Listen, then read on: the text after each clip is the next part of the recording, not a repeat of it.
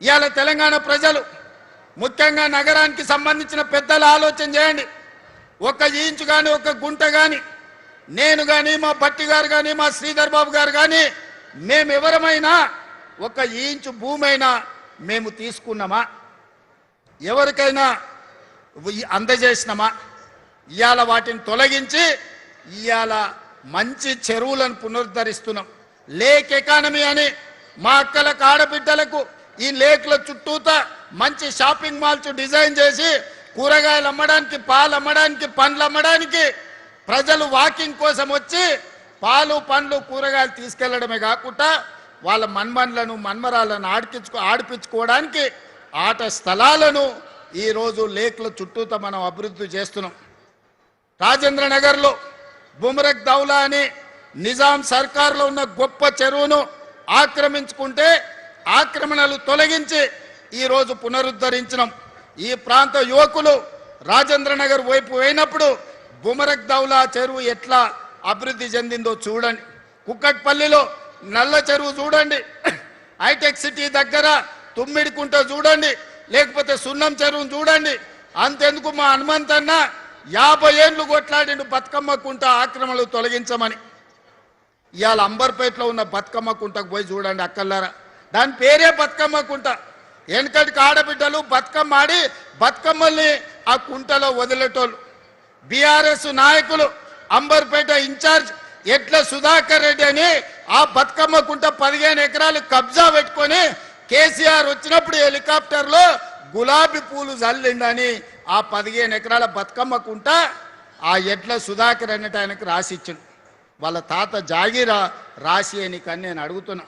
ఆడబిడ్డలు బతుకమ్మలు ఆడుకొని బతుకమ్మలు వదిలే బతుకమ్మ కుంటను దుర్మార్గులు చెరబడితే ఈనాడు నిర్దాక్షిణ్యంగా ఆ అక్రమార్కుల పని బట్టి ఈనాడు బతుకమ్మ కుంటను పునరుద్ధరించడం.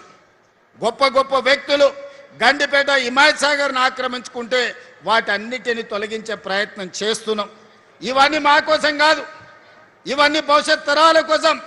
ఈనాడు ఢిల్లీ చూడండి, కాలుష్యంతో బడులు బంద్ అయినాయి, పార్లమెంటు బంద్ అయింది, ప్రభుత్వ కార్యాలయాలు బంద్ అయినాయి. ముంబైలో వాన వస్తే రోజుల కొద్దీ ఇంట్లోకెళ్ళి బయటకు వెళ్ళలేని పరిస్థితి. బెంగళూరులో ఇంట్లో నుంచి వెళ్తే ఎప్పుడు ఎయిర్పోర్ట్కి వెళ్తామో మనకు తెలియదు. చెన్నైలో వాన వస్తే పడవల్లో తిరుగుతారు. కలకత్తాలో శాంతి భద్రత లేక కత్తులతో పొడుచుకుంటారు. మరి ఇన్ని నగరాల నుంచి మనం ఏదైనా నేర్చుకోవాల్సిన అవసరం ఉందా లేదా చూడండి. అందుకే ఈనాడు దుర్మార్గులు ఆక్రమించుకున్న వాళ్ళు కబ్జా కోరులు బాధపడ్డా సరే కొద్దిమంది బాధపడవచ్చు, లక్షలాది ప్రజలకు న్యాయం జరుగుతుంది. ఈ నగరం అంతర్జాతీయంగా రాణిస్తుందని హైదరాబాదు నగరంలో కబ్జా కోరలు బీకడానికి ఈనాడు మన ప్రభుత్వం పనిచేస్తుంది.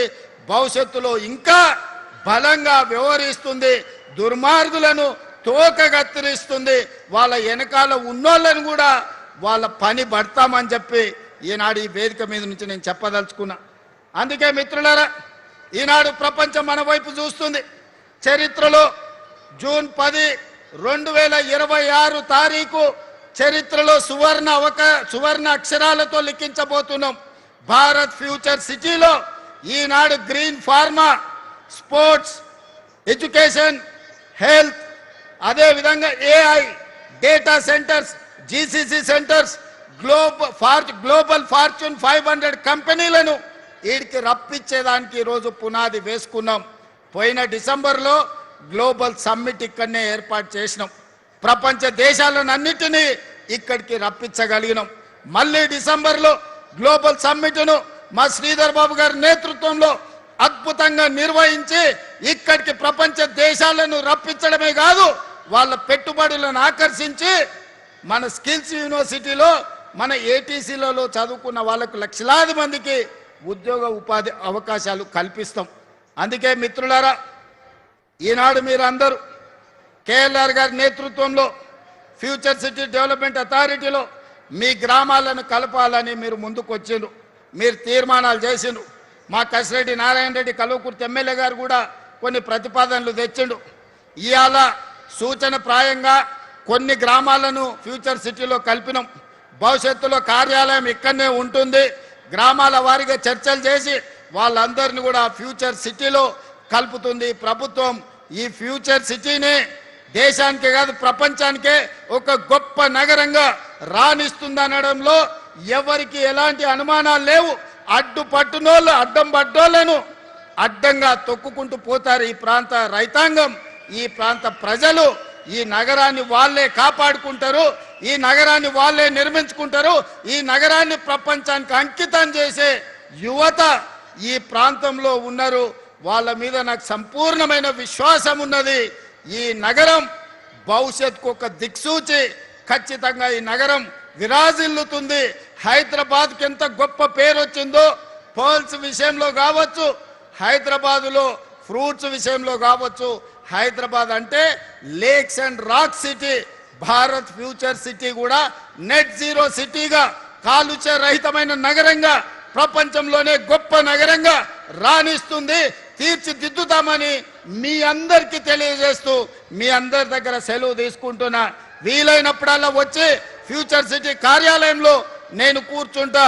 మా మంత్రి శ్రీధర్ బాబు గారు, మా బట్టి గారు వారానికి ఒక్కరోజు ఇక్కడికి వస్తారు, ఈడ కూర్చుంటారు.